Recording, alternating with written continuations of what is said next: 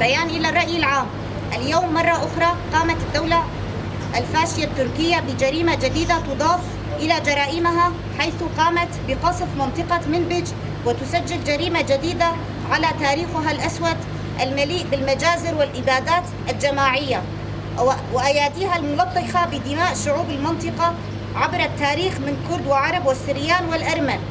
إن هذه الهجمة الجديدة على مدينة منبج بقصفها العشوائي على المناطق المدنية والتي راح ضحيتها 6 شهداء من نساء وأطفال وشيوخ تثبت للعالم أجمع مدى وحشية حكومة أردوغان ضد شعوب المنطقة.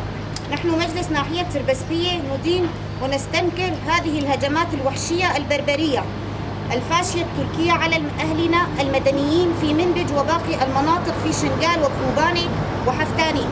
كما ندين المجتمع الدولي بصمته لتصرفات الدولة التركية لشعوب المنطقة وأعمالها العدوانية، وأن الدولة الفاشية التركية وفي هذه المرحلة بالذات تريد إخفاء هزائمها وفشل سياساتها في المنطقة، والهزائم التي منيت بها اقتصاديا وسياسيا وعسكريا ودبلوماسيا في المنطقة، فلجأت إلى هذه الوسائل الدنيئة والرخيصة بقصف المدنيين منطقة بعد منطقة لإرهاب شعب وكسر إرادته. ومن هنا وباسم مجلس ناحية تربسبية ومرة أخرى ندين هذه الأعمال الإرهابية لحكومة أردوغان على شعبنا، ونعاهد شعبنا بأننا لن نبقى ساكنين أبدا في الدفاع عن شعبنا وقيمه تحت أي شرط كان. هذا وعدنا لشهدائنا وقائدنا. الموت والعار للدولة الفاشية التركية.